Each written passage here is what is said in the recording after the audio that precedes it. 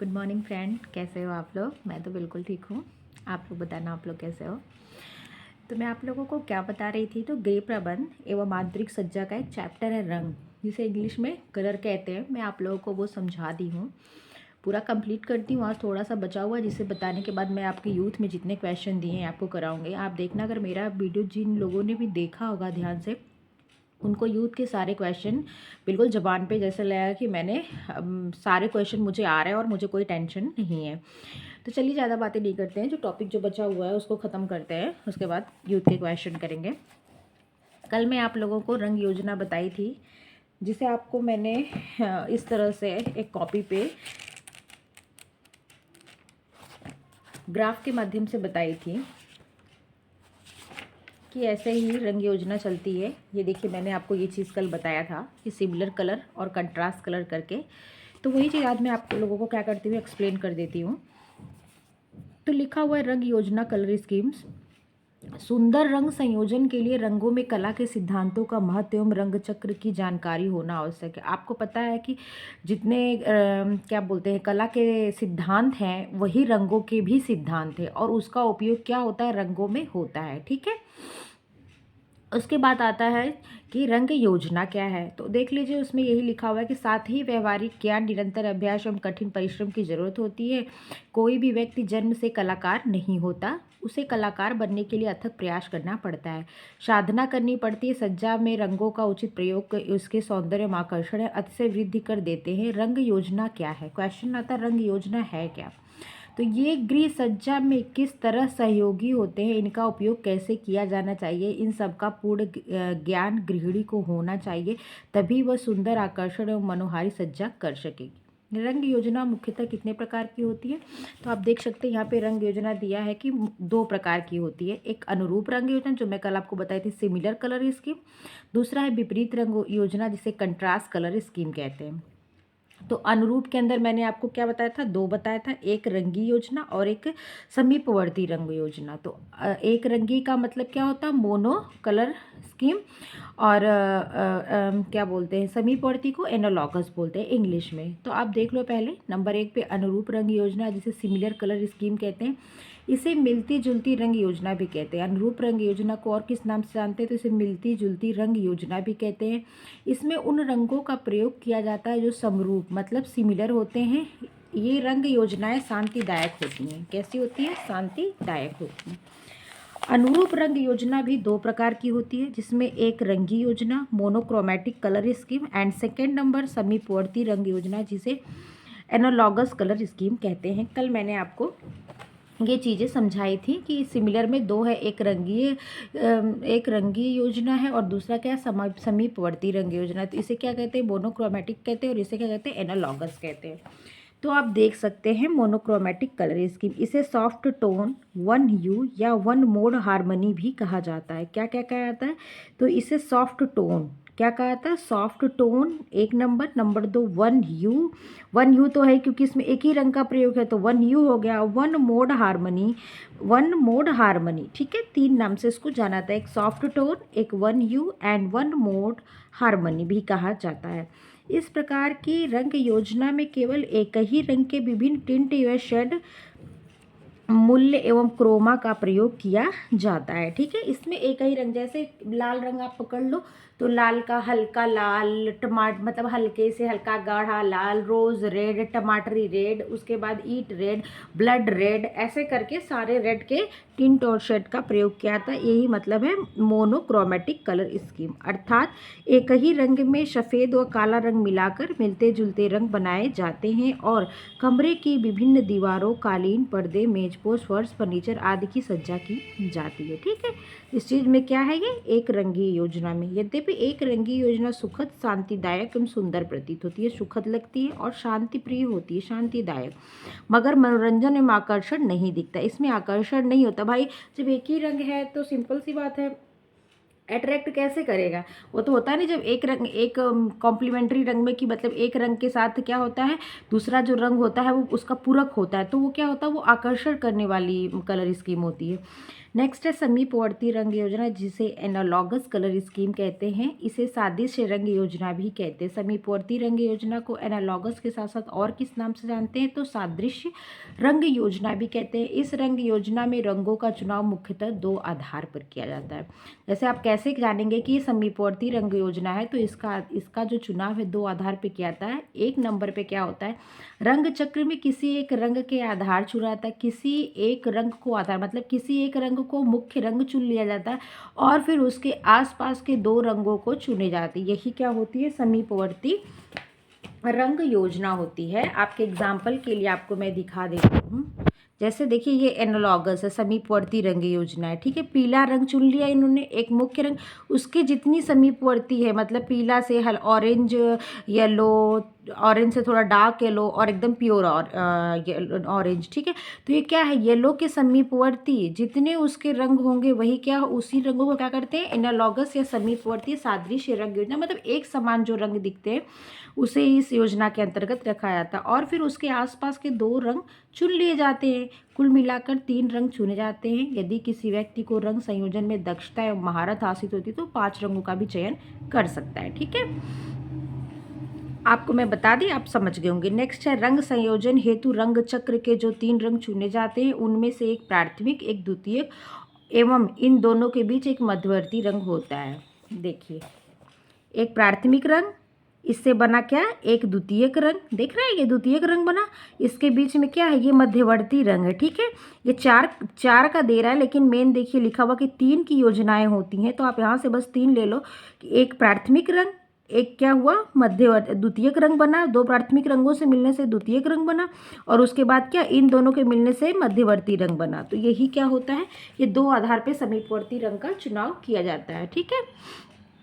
इस प्रकार हम देखें, जैसे लाल नारंगी, नीला हरा, वही चीज़ है। इस प्रकार हम देखते हैं कि एक रंगी योजना तथा समीपवर्ती रंग योजना दोनों में प्रयोग किए जाने वाले रंग चक्र पर पास पास रहते हैं। तो पास पास देखिए है ही, रंग चक्र में पास ही है ना, एक दूसरे के देखिए एकदम पास पास है, पास पास रहते हैं, अतः इन्हें संबंध रंग योजना, रिलेटेड कलर स्कीम भी कहते हैं। देखिए ये पास पास रहने की वजह से इन्हें क्या कहते हैं, संबद्ध रंग योजना, मतलब एक दूसरे से रिलेट है, मतलब रिलेटेड है ही, क्योंकि येलो से ही येलो ऑरेंज बना है, उसी से नेक्स्ट ऑरेंज बना है, तो ये क्या है, तो ये क्या है, पास पास है और एक दूसरे से संबंधित है, इसलिए इसे क्या कहते हैं, रिलेटेड कलर स्कीम भी कहते हैं, ठीक है। नेक्स्ट है विपरीत रंग योजना, इसे कंट्रास्ट कलर स्कीम। अब तक आपने किस में पढ़ा, जो क्या बोलते हैं, एक रंगी रंग योजना थी ना जिसे अनुरूप रंग योजना कहते हैं, सिमिलर कलर स्कीम। तो आपने अब तक सिमिलर कलर स्कीम के 2 टाइप पढ़े, एक रंगी योजना, समीपवर्ती रंग योजना। एक रंगी को मोनोक्रोमेटिक कलर स्कीम बोलते थे और समीपवर्ती को एनालॉगस कलर स्कीम बोलते थे। तो एक रंगी में क्या था, किसी एक रंग का टिंट और शेड, टिंट से शेड तक की सारे कलर थे। और समीपवर्ती रंग योजना में क्या था, एक मुख्य रंग पकड़ना है, एक रंग को आधार बनाना है, उसके संबंधित जो उससे रिलेट और 2 रंग है उन्हीं को इसमें ऐड करना है। तो ठीक है, इसलिए इस रंग को सादृश्य योजना, संबद्ध योजना, रिलेटेड कलर स्कीम भी कहते हैं, ठीक है। नेक्स्ट आता है विपरीत रंग योजना, जो आपको मैंने यहाँ पे बताया था, कंट्रास्ट कलर स्कीम। तो इसमें देखिए एक पूरक रंग जिसे कॉम्प्लीमेंट्री, फिर दोहरा पूरक, डबल कॉम्प्लीमेंट्री, स्प्लिट और ट्रायड मतलब त्रिकोणीय रंग योजनाएं हैं। ये 2nd नंबर वाला है। तो आप देख सकते हैं विपरीत रंग योजना जिसे कंट्रास्ट कलर स्कीम कहते हैं। इसे असंबद्ध, जैसे आपने देखा था समीपवर्ती रंग योजना को क्या कहा जा रहा था, तो संबद्ध कहा जा रहा था, क्योंकि वो एक दूसरे से संबंध रहते हैं। लेकिन विपरीत रंग योजना किसी से संबंधित नहीं होती है, क्योंकि देखिए पीला जो रंग है, पीले रंग का जो इसका पड़ोसी रंग है, जैसे ऑरेंज हो गया, येलो, ये क्या यहाँ पे ये है नहीं, ये इसके जस्ट क्या आ जाता है, नीचे वाला कलर आ जाता है, जैसे कॉम्प्लीमेंट्री कलर कहते हैं। मतलब येलो का कॉम्प्लीमेंट्री क्या मतलब है, तो बैगनी है। तो इसका मतलब क्या है कि इसमें सदृश नहीं, मतलब संबंध नहीं रहता रंगों का, इसमें असंबंध रहता है, रिलेट नहीं रहते एक दूसरे से, इसलिए से असंबद्ध या प्रतिकूल रंग योजना भी कहते हैं। इस चीज़ को याद रखिएगा, अगर विपरीत रंग योजना न देखे, असंबद्ध पूछ ले, प्रतिकूल पूछ ले, तो आपने दिमाग में रखना कि कंट्रास्ट। वैसे आप इंग्लिश का एक वर्जन पकड़ना, कंट्रास्ट इंग्लिश शब्द पकड़ना, आपका सारा कन्फ्यूजन दूर हो जाएगा। क्योंकि रंग संयोजन में प्रयोग किए जाने वाले रंग चक्र में विपरीत स्थितियों में स्थित होते हैं। दूसरे शब्दों में, जब रंग चक्र में एक दूसरे के ठीक सामने के रंग का बराबर मात्रा में प्रयोग किया जाता है तब उसे विपरीत रंग योजना कहते हैं, ठीक है। कहने का मतलब है कि विपरीत रंग योजना के मतलब है कि जैसे देखिए ये येलो का ना, येलो का जस्ट विपरीत क्या होगा, मतलब इसका पूरक रंग क्या होगा, वायलेट। तो यही कहा गया है विपरीत। जो रंग योजना है उसमें एक दूसरे के सामने वाला जो विपरीत रंग को चुना जाता है वही कंट्रास्ट कलर कहलाता है। जैसे देखिए लाल का क्या दिख रहा है, ग्रीन है, तो लाल का कंट्रास्ट कलर क्या होगा, ग्रीन होगा, ठीक है। ऑरेंज का देखिए क्या है, तो ऑरेंज का कंट्रास्ट कलर ब्लू है। कंट्रास्ट का मतलब विपरीत कलर, मतलब ऑरेंज के जस्ट एकदम सामने विपरीत दिशा में। और आपको विपरीत समझने का मतलब है कि इधर क्या है, दायां है, इधर बायां है, तो ये दोनों एक विपरीत दिशा हो गई। तो वही चीज़ बताया गया है इसमें। तो फिर इसमें देखिए दिया हुआ है कि विपरीत रंग योजना निम्नलिखित प्रकार की होती है। पहला पूरक रंग योजना, कल मैं आपको मतलब डायग्राम के माध्यम से सारा क्लियर कर दी थी, आज बस मैं पढ़ा के इस चीज़ को क्लियर करना चाहती हूँ, क्योंकि मैंने मैम की बुक पकड़ी है पढ़ाने के लिए, तो वही से मैं सोचती हूँ कि उसमें को मतलब बनाए रखूँ, बिगाड़ू नहीं। पूरक रंग योजना कम्प्लीमेंट्री कलर स्कीम, दोहरी पूरक रंग योजना डबल कम्प्लीमेंट्री कलर स्कीम, खंडित पूरक योजना स्प्लिट कम्प्लीमेंट्री कलर स्कीम, और चौथी है त्रिकोणीय रंग योजना जिसे ट्रायड कलर स्कीम कहते हैं। कल मैंने आपको सारा बताया था कि कैसे कैसे इसको क्यों बोलते हैं, स्प्लिट क्यों बोलते हैं, डबल क्यों बोलते हैं, और कॉम्प्लीमेंट्री कलर स्कीम क्यों बोलते हैं। कल मैंने आपको ये चीज़ क्लियर कर दी थी डायग्राम के माध्यम से, ठीक है। उस चीज़ को मैं आज एक बार और आपको समझा दे रही हूँ। देखिए ये क्या है, complementary colour contrast colour scheme में 4 कलर। पहला क्या है, पूरक रंग योजना, पूरक रंग कॉम्प्लीमेंट्री कलर। दूसरा क्या है, डबल कॉम्प्लीमेंट्री कलर स्कीम, तो दोहरी पूरक योजना डबल कॉम्प्लीमेंट्री कलर स्कीम। तीसरा है खंडित पूरक योजना जिसे स्प्लिट कहते हैं, मैं आपको बताई थी, जस्ट सामने वाला कलर नहीं, उसके अगल बगल वाला कलर। नेक्स्ट है त्रिकोणीय रंग योजना जिसे ट्रायड कलर स्कीम भी कहते हैं, ठीक है। और ये किसके प्रकार है, तो ये कंट्रास्ट कलर विपरीत रंग योजना के प्रकार है।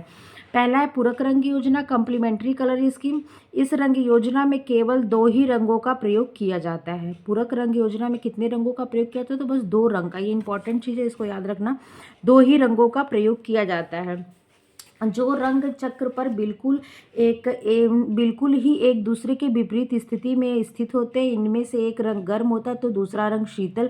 रंग चक्र में एक दूसरे के पूरक रंग लाल तथा हरा, बैगनी तथा पीला, नीला का नारंगी, लाल बैगनी का हरा पीला, लाल नारंगी का हरा नीला होता है। परंतु कभी कभी ऐसे रंग योजना से सज्जा कठोर एवं कर्कश हो जाती है। ये तो वो चीज़ लिखा है जैसे उसकी तारीफ बताई गई। तो देखिए आप कॉम्प्लीमेंट्री कलर योजना यहाँ पे दिया, ये क्या होते हैं, हमेशा 2 रंगों का इसमें प्रयोग होता है। और रंग चक्र में क्या होता है, हमेशा विपरीत रंग का प्रयोग किया जाता है। देखिए जैसे लिखा ना, लाल का हरा, पीला का वायलेट बैगनी, ऑरेंज का नीला, तो ये क्या होता है, हमेशा क्या होता है, विपरीत रंगों का प्रयोग किया जाता है। एक रंग चटक होता है, दूसरा रंग, एक रंग अगर गर्म है तो दूसरा रंग क्या होगा, ठंडा होगा। और इसमें कितने रंगों का, 2 रंगों का प्रयोग किया था। और रंग क्या होते हैं, हमेशा रंग चक्र में एक दूसरे के विपरीत होते हैं। इसे क्या कहते हैं, तो कॉम्प्लीमेंट्री कलर स्कीम कहते हैं। नेक्स्ट है दोहरी पूरक रंग योजना जिसे डबल कम्प्लीमेंट्री कलर स्कीम कहते हैं। तो सेम वैसे ही रहेगा, बस 2 रंग का प्रयोग एक साथ कर दिया जाएगा। इस रंग योजना में रंग चक्र पर स्थित 2 रंगों के साथ एक प्रधान, एक सहयोगी, 2 विपरीत पूरक रंगों को सम्मिलित कर रंग योजना बनाई जाती है। जैसे इसमें कहने का मतलब है, इसमें 2 रंग, जैसे एक रंग ये हो गया, एक इसके जस्ट बगल वाला ले लो या कोई भी ले लो, तो एक उसके सामने ये हो गया, इसके सामने येलो ग्रीन के सामने क्या हो गया, रेड वॉयलेट हो गया, ठीक है। एक साथ 2 विपरीत मतलब योजनाएं चलती हैं, उसे ही 2 विपरीत पूरक योजना कहते हैं, ठीक है। नेक्स्ट है खंडित पूरक योजना जिससे मैं स्प्लिट बताई थी, कुर्ती का एक एग्जांपल दी थी ना कि स्प्लिट कुर्तियां मिलती है जो बीच से क्या होती, कटी होती, तो एक पोर्शन इधर जाता है, दूसरा पोर्शन इधर जाता है चलने पे, तो वही चीज़ है खंडित। देखिए इसमें क्या दिया, इसमें दिया हुआ है, इसमें स्प्लिट इसमें नहीं दिया हुआ गाइज। मैं आपको स्प्लिट रंग योजना बता देती हूँ। तो वो स्प्लिट ऐसे रहेगी, अगर ये येलो कलर आपने पकड़ा ना, तो येलो कलर के जस्ट सामने वाला वॉयलेट कलर आप नहीं पकड़ेंगे, यहाँ से आप आ जाएंगे इधर, यहाँ से आप आ जाएंगे इधर, तो आप red violet and blue violet को पकड़ेंगे और किसको छोड़ देंगे, वॉयलेट को छोड़ देंगे। यही स्प्लिट कलर योजना होती है। देख लीजिए आप, इस खंडित पूरक योजना इसलिए कहा था क्योंकि इसे खंडित विपरीत रंग सामंजस्य पैदा करते हैं। खंडित पूरक विधि से तैयार किया गया रंग संयोजन देखने में अपूर्व, सुंदर, अलौकिक, अत्यंत आकर्षण एवं सुहावना लगता है, परंतु इसे करना बेहद कठिन एवं जटिल है। इसे अनुभवी हाथ आंखें कर सकती हैं। ये बताया नहीं क्या, यहाँ पे दिया हुआ खंडित पूरक योजना कहते किसे हैं। खंडित पूरक रंग योजना में किसी एक रंग के साथ उसके ठीक विपरीत पड़ने वाले रंगों को न लेकर, देखिए मतलब जैसे इस रंग के ठीक विपरीत पड़ने वाला ये रंग, इसे न लेकर अगल बगल वाले रंग को लेते हैं। यही क्या होती है, खंडित पूरक रंग योजना होती है। आप देख सकते हैं खंडित पूरक रंग योजना में किसी एक रंग के साथ उसके ठीक विपरीत पड़ने वाले रंगों को न लेकर केवल उसके दोनों ओर के रंगों को ही लिया जाता है। अर्थात खंडित रंग योजना में एक रंग मुख्य होता है तथा दो रंग मध्यवर्ती इंटरमीडिएट होते हैं। पूरक को छोड़ दिया जाता है। आप समझ गए होंगे, मैंने आपको यहाँ से क्लियर कर दिया। नेक्स्ट आता है त्रिकोणीय रंग योजना, जिसे ट्राइड कलर स्कीम कहते हैं। इस प्रकार की रंग योजना में उन तीनों रंगों को मिलाकर रंग संयोजन किया जाता है जो रंग चक्र में एक दूसरे के समान दूरी पर, ये क्वेश्चन आया है और क्वेश्चन का यूथ में आंसर भी गलत दिया हुआ है, जो रंग चक्र में एक दूसरे के समान दूरी पर रखते हुए त्रिभुज का निर्माण करते हैं। जो क्या करते हैं, जो रंग चक्र में एक दूसरे के समान दूरी पर क्या करते हैं, रंग चक्र में एक दूसरे के समान दूरी पर रखते हुए त्रिभुज का निर्माण करते हैं। ठीक है, उसे क्या कहते हैं, त्रिकोणीय रंग योजना कहते हैं। मतलब कहने का है कि त्रिकोण पहले बात तो बनाया गया, मतलब एक दूसरे की दूरियां जो होंगी समान होंगी। कोई भी रंग योजना पकड़ेंगे, जैसे आप ये एग्जांपल ले लो, अगर आपने त्रिकोणीय रंग योजना बनानी है तो अगर आपने येलो को पकड़ा तो फिर आप इधर से कहाँ जाओगे, एक समान दूरी पे तीन रंग को छोड़ा, 1 2 3 लाल पकड़ा, फिर तीन रंग को छोड़ा, बैगनी पकड़ा, ब्लू पकड़ा, तीन रंग को छोड़ा, येलो पकड़ा, तो मतलब ये दूरियां समान हुई ना। तो वही कहने का मतलब है कि ट्रायड में एक समान दूरी पर जो त्रिभुज का निर्माण करते हैं वही त्रिकोणीय रंग योजना कहलाती है। ठीक है, नेक्स्ट दिया है चौरंगी योजना, रंग चक्र में बराबर दूरी पर चार रंगों की योजना। जैसे आपने त्रिभुज ट्रायंगल बनवाया, वैसे ही आपको स्क्वायर बनाना है, चार रंग को पकड़ना है। जैसे आपने चार रंग, यहाँ से येलो पकड़ लिया तो दो रंग छोड़ के, जैसे आप यहाँ से ट्रायंगल बना लो, ठीक है, अरे स्क्वायर बना लो, यहाँ आपने येलो पकड़ा, दो रंग छोड़ा, रेड ऑरेंज पकड़ा, दो रंग छोड़ा, वॉयलेट पकड़ लिया, दो रंग छोड़ा, ब्लू पकड़ लिया, और यहाँ से ऐसे क्या कर गया, स्क्वायर बन गया। तो वही कहने का मतलब है कि रंग चक्र में समान दूरी पर चार रंगों की योजना चौरंगी रंग योजना कहलाती है। इस योजना में किसी एक समूह के किसी एक रंग के प्रमुख रंग मानकर विभिन्न प्रकार की योजना तैयार की जाती है। जैसे कहने का मतलब आपने किसी एक रंग को प्रमुख माना, उसके समान दूरी पे नेक्स्ट तीन रंग को और चुन लेना है, क्या कहलाता है, चौरंगी रंग योजना कहलाती है। ठीक है, अब नेक्स्ट है गृह सज्जा में रंग चयन को प्रभावित करने वाले कारक। तो उसमें प्रभावित करने वाले कारक में रंग की मात्रा प्रभावित करती है। किसी भी क्षेत्र में रंग की मात्रा, रंग क्षेत्र की विधि को ध्यान में रखना चाहिए, और रंग की मात्रा प्रभावित करती है।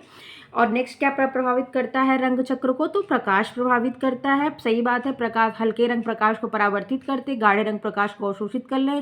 इस आधार पर स्मरण रहे, ठंडे कमरों में गर्म रंग एवं प्रकाशयुक्त कमरे में शीतल एवं ठंडे रंगों का उपयोग करना चाहिए। कहने का मतलब है कि जो रंग चयन होती है उसको क्या क्या प्रभावित करते हैं, तो उसमें रंग की मात्रा प्रभावित करती है, प्रकाश प्रभावित करती है, कमरे के आकार व स्थिति प्रभावित करती है, व्यक्तिगत रुचि, आपका व्यक्तिगत इंटरेस्ट क्या, पर्सनल इंटरेस्ट क्या, आप किस रंग को ज़्यादा महत्व देते हैं, कि आपको पिंक कमरा अच्छा लगता है, कि आपको स्काई ब्लू अच्छा लगता है, कि आपको डार्क ऑरेंज अच्छा लगता है, तो ये पर्सनल इंटरेस्ट हो गया। फिर नेक्स्ट है जलवायु और मौसम। कहने का मतलब है कि देखिए जलवायु और मौसम के अकॉर्डिंग भी कलर, जहाँ ठंडा प्रदेश होता है वहाँ पे ठंडे रंगों का प्रयोग न करके क्या होता है, गर्म रंगों का प्रयोग किया जाता है, और जहाँ गर्म प्रदेश होता है, जैसे अफ्रीका हो गया गर्म है, तो वहाँ पे क्या लाइट कलर अच्छे माने जाएंगे। ठीक है, तो वही जलवायु मौसम की बात कही गई है। नेक्स्ट है सुसज्जा के उपलब्ध साधन, मतलब सज्जा में कैसे रंग, क्या चीज़ अच्छी लग रही है तो उसके अकॉर्डिंग रंगों का प्रयोग। कमरे का उपयोग के आधार पे कि शयन कक्ष है, कि ये भोजन बनाने का कमरा है, कि स्टडी रूम है, इसके अकॉर्डिंग रंगों का प्रयोग इसमें बात कही गई है। नेक्स्ट है फैशन, फैशन के अकॉर्डिंग भी रंगों, देखिए कभी समय आता है कि ग्रीन कलर का फैशन चल जाता है, कभी आता है तो येलो कलर फैशन में, तो आजकल येलो कलर फैशन में तो हम येलो ड्रेस खरीदेंगे। ऐसे फैशन में भी क्या होता है, रंग आते और जाते रहते हैं। नेक्स्ट है शैली, शैली के अकॉर्डिंग भी रंगों का चयन क्या होता है, बदलता और बिगड़ता रहता है। नेक्स्ट है चित्तवृत्ति, आपका मूड कैसा है, मतलब होता है ना, मूड के अकॉर्डिंग भी लोग रंगों का प्रयोग करते हैं। ठीक है, नेक्स्ट है रंगों पर टेक्सचर का प्रभाव। एक ही विभिन्न रंग टेक्सचर का अलग अलग प्रभाव छोड़ते हैं। जैसे खुरदुरी जमीन है ना, आप यहाँ पे ले लो समझने के लिए, रेशमी साटन या नायलॉन वस्त्र पर जो रंग अधिक फपते व खिलते हैं वही रंग खद्दर के वस्त्रों पर सामान्य एवं मंद दिखाई देंगे। क्यों, इसके टेक्सचर का मतलब इसके टेक्सचर के गुण के कारण। जैसे जो खुरदुरा टेक्सचर होता है उस रंग को अवशोषित कर लिया, और जो सैटिन का रेशमी कपड़ा क्या है, उसकी जो फर्श है वो प्लेन है, चिकनी है, तो वो क्या की रंगों को अवशोषित नहीं कि उसको रिफ्लेक्ट कर दी, तो उस पर वो रंग अच्छे दिख रहे हैं और चमक चटक सुंदर दिख रहे हैं, वही चीज़ क्या उसका टेक्सचर खुरदुरा होने पे क्या कर रहा है, वो रंग भद्दे लग रहे हैं या हल्के दिख रहे हैं। ठीक है, बस इतनी सी बात है। रंगों का प्रभाव मतलब रंगों का यही प्रभाव है, इफेक्ट या आपको मतलब ध्यान रखना चाहिए। विभिन्न कक्षों में रंग संयोजन क्या होता है, मतलब विभिन्न कक्षों में रंग कौन कौन से रंग उपयोग किए जाते हैं। तो शयन कक्ष में देखिए, शयन कक्ष में क्या करना चाहिए, तो बच्चे एवं महिलाओं के कक्ष में गुलाबी रंग का प्रयोग करना चाहिए। ठीक है, बालकों के कक्ष में भी गुलाबी के साथ नारंगी लाल रंग की सज्जा की जानी चाहिए। पुरुषों के कक्ष में क्या पीला या बादामी रंग की प्रयोग किया जाना चाहिए, तथा वृद्धों के कमरे में हल्के नीले और सफ़ेद रंग का प्रयोग किया जाता है। ठीक है, अध्ययन कक्ष में किस रंग का प्रयोग किया जाता है, जो स्टडी रूम होता है तो उसमें आपकी एकाग्रता की जरूरत होती है, मतलब आपके कंसंट्रेशन की जरूरत होती है, तो उस चीज़ को ध्यान में रखते हुए हल्का पीला, क्रीम रंग, आइवरी रंग, आइवरी कलर जो हाथी दांत कलर होता है उसे आइवरी कलर कहते हैं, तो इसका उपयोग किया जाता है। भोजन कक्ष में जो डाइनिंग रूम है तो खाने का स्थान है, तो वो कैसा होना चाहिए, शांतिपूर्ण होना चाहिए, प्रसन्नता से ओतप्रोत होना चाहिए, तो उसके लिए सफ़ेद रंग, क्रीम रंग, हल्का हरा रंग, हल्का नीला रंग, आइवरी रंग का प्रयोग किया जाना चाहिए। बैठक कक्ष मतलब ड्राइंग रूम, जहाँ पे लोग शाम को चाय पे बैठ जाते हैं या कोई बात करनी, कोई मीटिंग है, वहाँ पे इकट्ठा होते हैं फैमिली के लोग, तो वहाँ पे इसलिए बैठक कक्ष में वैसे रंगों की सज्जा की जानी चाहिए जो प्रसन्नता, विविधता, खुशी, उल्लास को दर्शाएं, परंतु इसका अर्थ यह नहीं समझा जाना चाहिए कि सज्जा तड़क भड़क हो। पीला, नारंगी, गुलाबी, नेवी ब्लू, लाल रंग के टिंट एवं शर्ट सज्जा में प्रयुक्त किए जा सकते हैं। नेक्स्ट है रसोई घर, जिसे किचन कहते हैं, खाना बनाने का जहाँ स्थान होता है। तो रसोई के कामों के लिए पर्याप्त क्या जरूरत होती है, प्रकाश की आवश्यकता होती है, तो इसलिए क्या कि हल्के रंगों की पुताई करनी चाहिए। ठीक है, जिसमें सफ़ेद रंग सबसे अच्छा माना जाता है क्योंकि प्रकाश को परावर्तित करता है। ठीक है, नेक्स्ट है स्नानगृह बाथरूम। तो स्नानगृह हल्का नीला, हल्का पीला और क्रीम या आइवरी रंग से रंगा जा सकता है। जो भंडार गृह होता है, जहाँ स्टोर रूम कहते हैं, तो भंडार गृह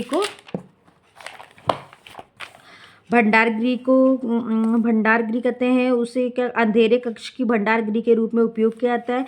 तो उसको क्या करते हैं, लाइट कलर का उपयोग करके क्या किया जाता है, कमरे को रंगा जा सकता है। उसके बाद नेक्स्ट आप देखिए, ये चीज़ पूरा क्या हुआ दिया हुआ है कि कौन से रंगों से क्या रंगा जा सकता है, कौन सा का, उसको शॉर्ट में एक नज़र में आप देखने के लिए आपको दिया है। और नेक्स्ट है रंग संयोजन करते समय ध्यान देने योग्य बातें। तो मतलब आप जब रंग का प्रयोग कर रहे हैं, कॉम्बिनेशन बना रहे हैं, तो आपको कौन सी चीज़ों का ध्यान रखना चाहिए, वो चीज़ें आप देख लीजिए। आपका चैप्टर फिनिश हो जाएगा, फिर मैं यूथ के क्वेश्चन करा दूंगी। नंबर 1 है रंग योजना। रंग चक्र में रंगों की स्थिति, रंगों के विज्ञान एवं सिद्धांत के बारे में जानना आवश्यक है। रंग योजना, रंग चक्र, जो आपने कलर व्हील पढ़ा है वो। ठीक है, रंगों का विज्ञान और रंग के सिद्धांत, 5 सिद्धांत है ना, जिसको आपने क्या देखा था, प्रपोर्शन देखा था, और फिर हार्मनी था, एम्फेसिस था, उसके बाद क्या कहते हैं, बैलेंस था। ठीक है, और रिदम था ना, 5 सिद्धांत। तो वही चीज़ों का ध्यान क्या करना चाहिए, रखना चाहिए रंग के संयोजन में। नेक्स्ट पॉइंट है रंग चक्र में एक ही रंग के आसपास के रंग का प्रयोग करना आसान होता है। एक रंग मुख्य मानते हुए टिंट एवं शेड का प्रयोग किया जा सकता है। टिंट का मतलब उसका हल्का, शेड का मतलब डार्क कलर उसका। बैठक कक्ष में प्रसन्नता, उल्लास एवं उत्साह करने वाले रंगों का प्रयोग करना चाहिए। शयन कक्ष में शीतलता, शांति एवं संतोष प्रदान करने वाले रंग का प्रयोग करना चाहिए। रसोई घर में हल्के एवं ठंडे रंग का प्रयोग करना चाहिए। नंबर 6 रंगों का प्रयोग व्यक्तिगत रुचि, पसंद, संस्कृति, स्थान, प्रकाश, उपयोगिता आदि को ध्यान में रखकर किया जाना चाहिए।